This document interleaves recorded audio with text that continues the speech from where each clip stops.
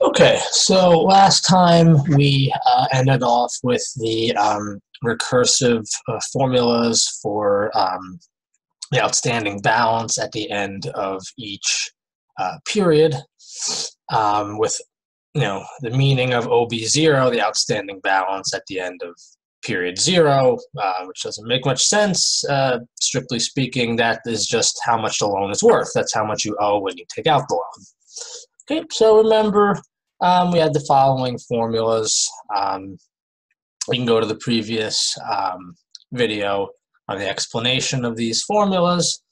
Right, and in general, this was just the interest that you owe at the end of the first period, the principal that you would pay at the end of the first period, and after that, your outstanding balance at the end of the first period. After you pay off interest, and if you have any money left, after when you take interest from your payment, the principal. And in general, remember we had the formulas here. And remember, IT is the at the end of the teeth period, the interest that you owe. PRT is the principal that you would pay at the end of the teeth period using your payment KT.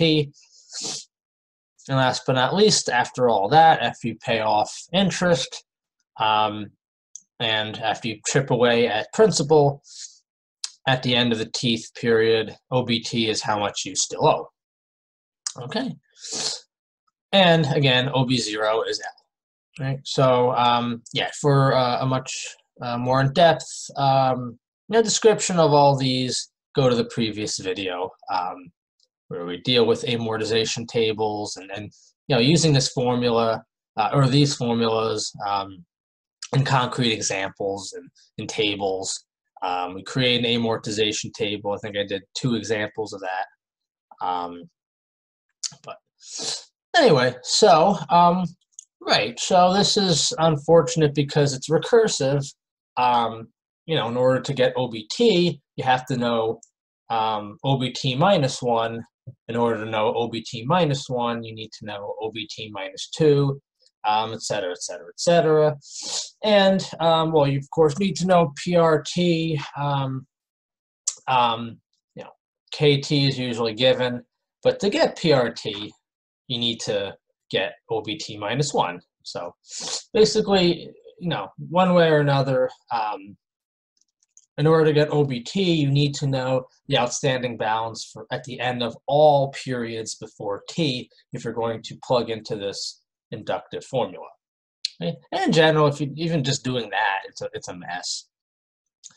So let's get explicit formulas instead of recursive formulas. So you can find OBT knowing either one of 2 pieces of information. One is if you know the first T payments and the loan amount. This is called the retrospective method. It's called retrospective because you're basically looking back in time from T. You're looking at this period, at the end of this period, and all previous periods. You're looking at the payments in the past. Or if you know all these payments, then you can find OBT, and this is called the prospective method. You're looking at the payments in the future. You're looking at the payments, after the time, after the T we're plugging into OBT, or after the T where we want to find OBT, the outstanding balance at the end of the teeth period. Okay, how does this work? Well, in general, let's write this in its most stripped down form. So PRT, remember, is KT minus IT. IT is OBT minus 1 times your interest rate. And of course, in everything that done a second ago, there's one single implicit interest rate per period, and that's J as a decimal. So PRT is KT minus OBT minus 1 times J. And you can simplify that a little bit. This minus makes this a plus, so it's OBT minus 1 plus OBT minus 1 times j, which is OBT minus 1, 1 plus j. And we have the minus KT right here. Okay, so we can get the formula for OBT using this retrospective method, knowing this bit of information here. And all we're basically going to do is just see the pattern, okay? And if you're a math major and you've taken discrete math or 299, AMAT 299, I would suggest that you actually prove that what I'm going to write down, the formula I'm going to write down, actually is correct, that it actually satisfies this equation here. And that's an easy induction. All right, so t equals 1. Remember, OB0 is L. So OB1 is just OB0 times 1 plus j minus K1, which is L 1 plus j minus K1. Okay, so yeah, nothing really to that. It's not really telling us much. So let's see what happens when t equals 2. I just plug into the formula I had up a minute ago. OB2 is OB1, 1 plus j minus K1.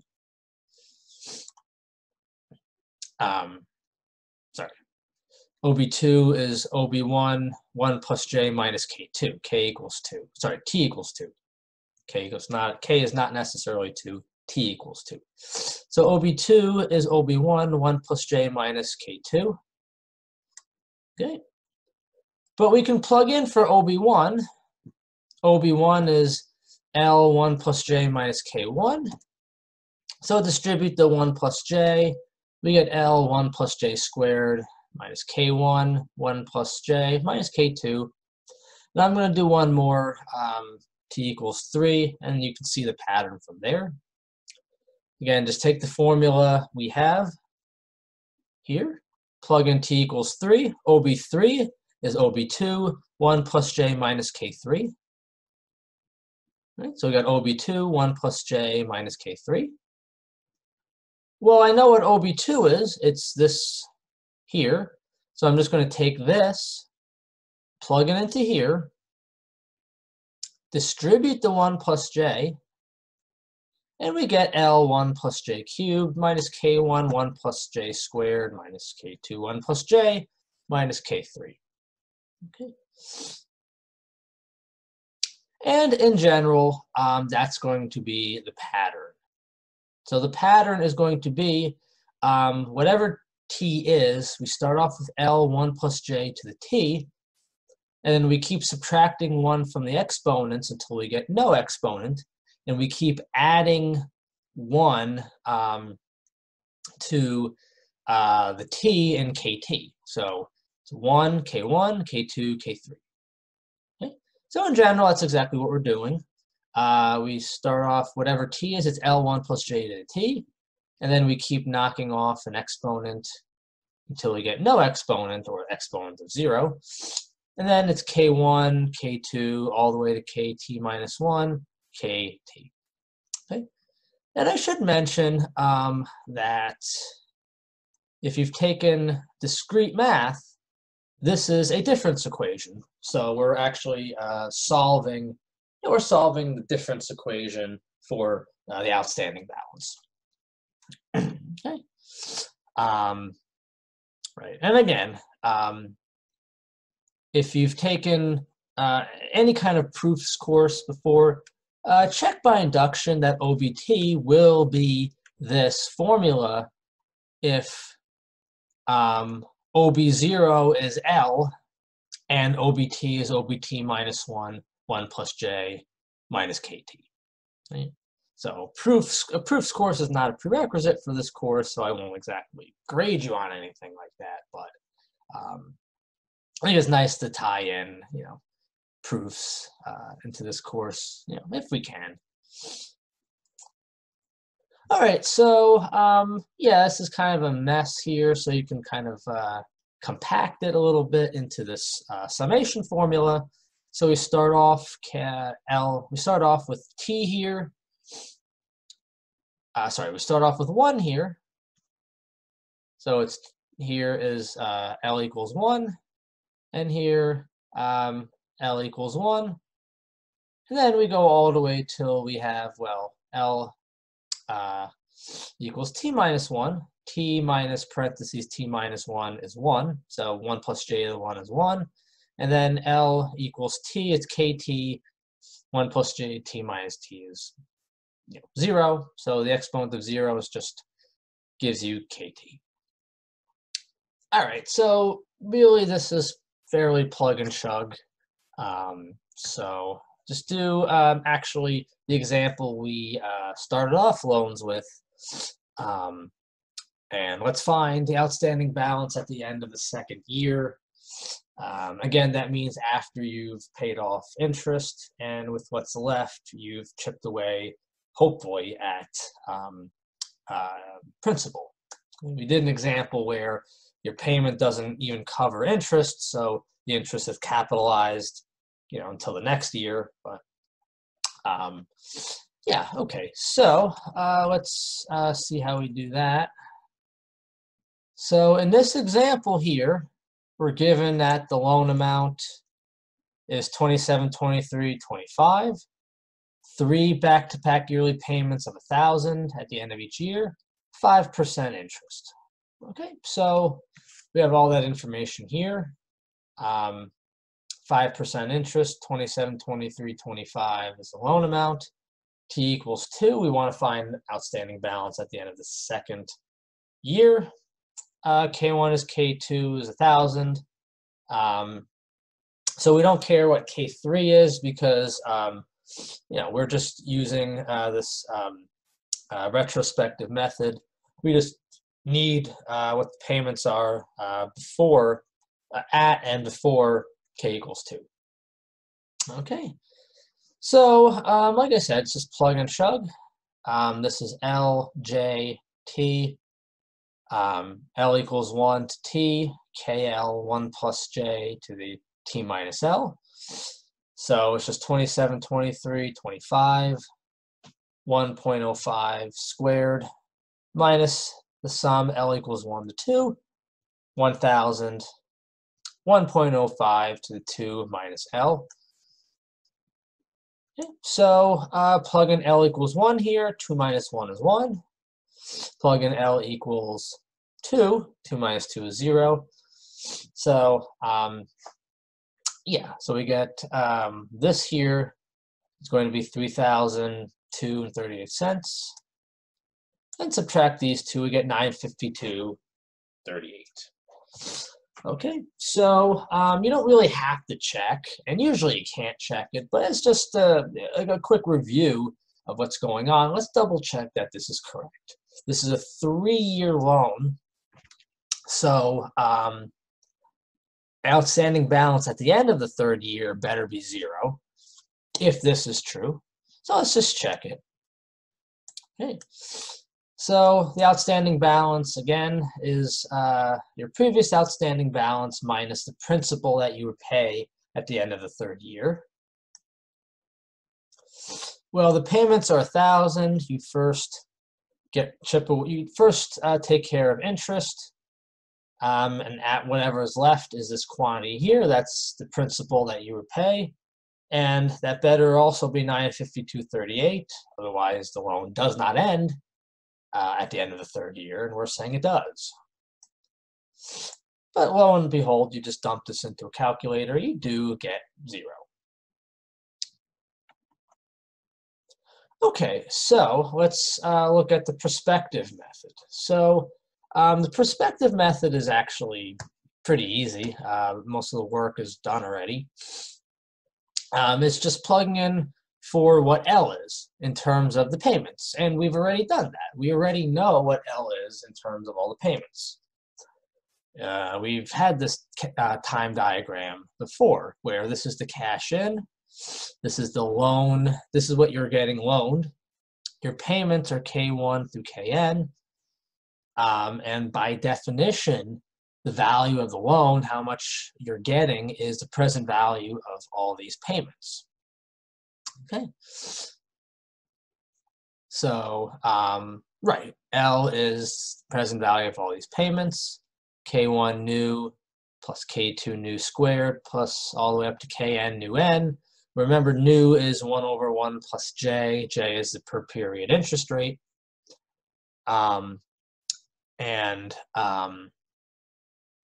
Yeah, so let's just write this out in a little more clear way. And this is just going to be, well, just the sum L equals 1 to n, KL 1 plus J to the minus L. Because new is 1 plus J to the minus 1, so new to the L is 1 plus J to the minus L. Okay, and L equals 1, it's K1 new, L equals n, Kn new to the n. So just writing the same, this is just writing this in compact fashion, compact form. Okay, why does this help us? Well, all we're going to do is take the formula we just had a second ago, and we're going to plug in for L. And it's pretty amazing that we're going to get a lot of cancellation. And it's going to give us enough cancellation, in fact, to determine what OBT is, just knowing KT plus 1 through Kn. Okay? So remember, I just said a second ago, this is what L is. All right? This doesn't change at all. So I'm going to bring this inside. That's going to give me an exponent of T minus L. If I bring this inside, just bring this inside, you add exponents, T minus L, right here.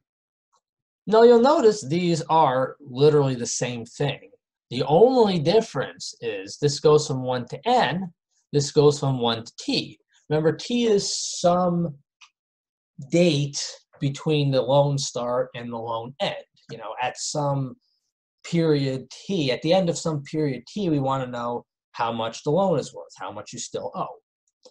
Okay, so what we're doing here is, it's basically we're trimming this summation here. The sum from L equals 1 to t gets subtracted off by this L equals 1 to t sum, because we're summing up exactly the same thing. So all we're left with is L equals t plus 1 to the n. And this looks messy and weird as all hell. So I think it's much clearer, much easier to write this out explicitly. So start off with t equals 1, and then end with, start off with L equals t plus 1, and end with L equals n. So if we do that, it's going to be, well, again, plug in t equals 1, k t plus 1. And this is going to be new, because this is t minus parentheses t plus 1 gives you just minus 1. 1 plus j to the minus 1 is the present value factor. Okay, and when you have L equals n, we just get t minus n, and that's the same thing as saying the present value factor n minus t. Okay. So yeah, you can check that this is what OBT is going to be using, just write out the summation that I had a second ago. And I want to make something absolutely clear that you should be aware of. This makes no sense whatsoever when n equals 0. It makes perfect sense when n equals, this doesn't really make sense when t equals n. That's when it doesn't make sense. Because when t equals n, you're already starting off with n plus 1 here, and this is a n period loan. There are no payments. There is no kn plus 1. There is no n plus 1 payment. Okay. And in fact, you just have to remember that for these loans, OBN is 0. We're assuming that this is an n period loan, meaning you pay off the loan at the end of the n periods. Okay, so yeah, this formula does not have meaning when t equals n. Okay. N equals 0 doesn't really even make sense. That's kind of like saying you take out a loan and immediately pay it back, which I guess in theory you could do that, but why the hell would you do that if you needed the money in the first place? You wouldn't have taken the loan if you could immediately repay it. I guess in theory, if you win the lottery a day later, you can pay it off, but we're not going to assume something silly like that. Okay, so again, this is pretty much plug and chug. There's not a whole lot to this formula.